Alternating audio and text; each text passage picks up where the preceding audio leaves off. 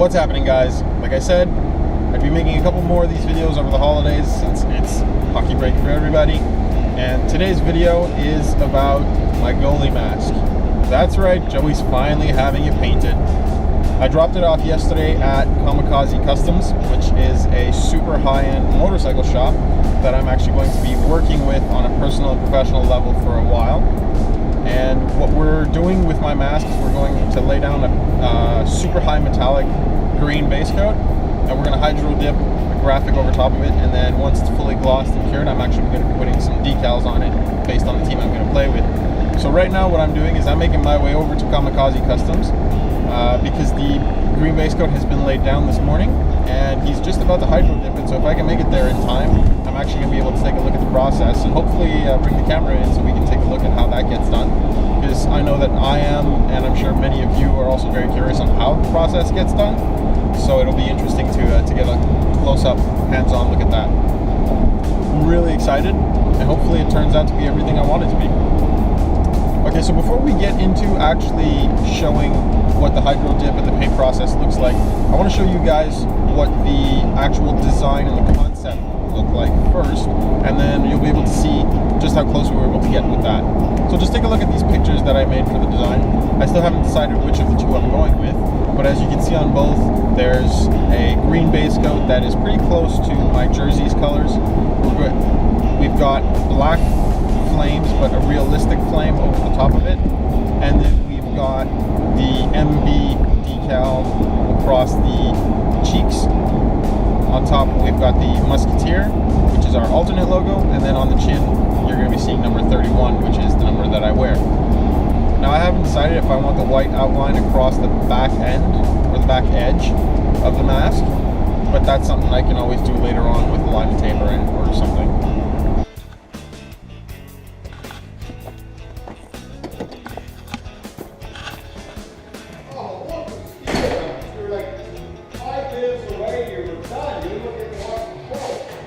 That green is awesome, man.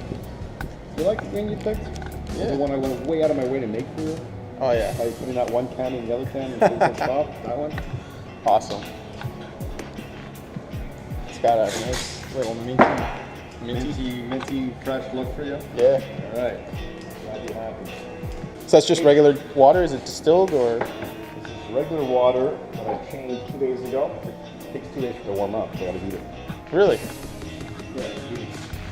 It's gotta be a specific temperature for different patterns and blah blah blah. So you get virgin water. Awesome sauce. Yeah.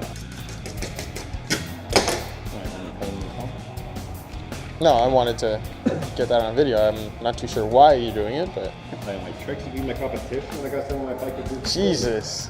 Getting set up for this would be way too complicated and too expensive for me. It's actually not that expensive to get yourself set up. After 5 years of fucking things up before you figure out how to do it properly. Really? Just laying out in the water what I just did. Of course I make a little easy. Of course you do.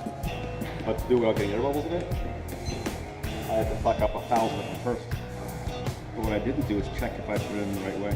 Oh yes, I did. Whoa, that is cool. That's the PVA underneath, plastic, absorbing water. Now it should settle out nicer than that, shouldn't it? The timer is always the same thing? Depends on what pattern I'm using. Like, okay. Just again, that's your learning curve, right? Like, okay. The general thing is a minute.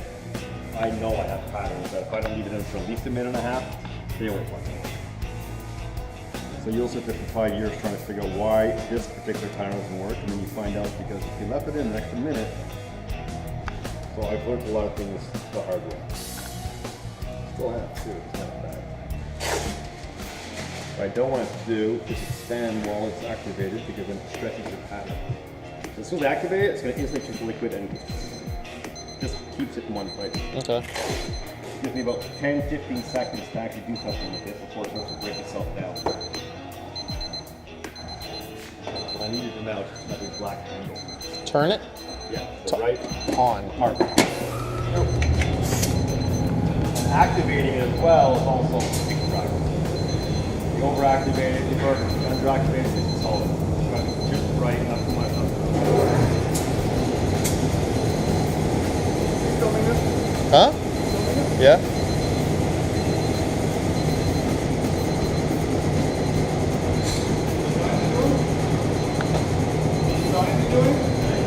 I think you put it back. Flames?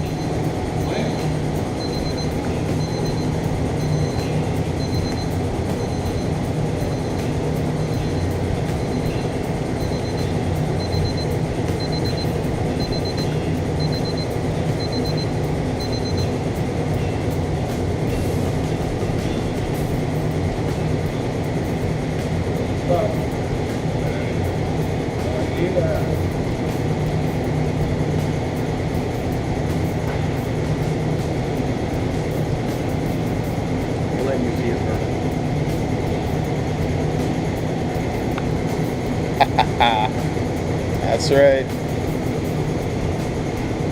Sweet.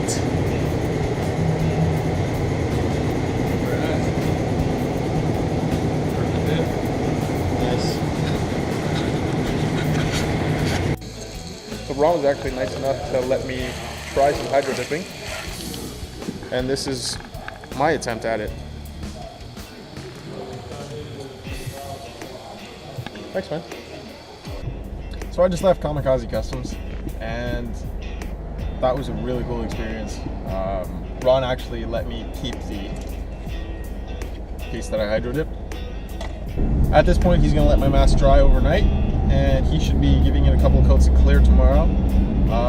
He told me he was gonna put a hard clear, but that was gonna still dry off pretty quick, so I should be able to use the mask within a week or so. Now all that's left is to get these stickers made and throw those on once it's done. Vinyl time.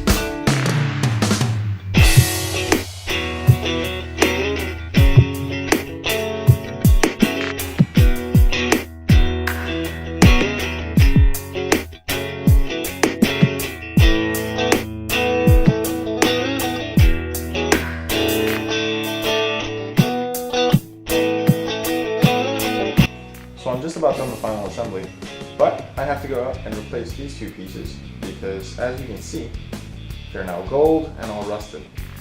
I had actually put these in a chemical to try and clean off the rust, but unfortunately the chemical was too strong and it wore through the actual metal coating.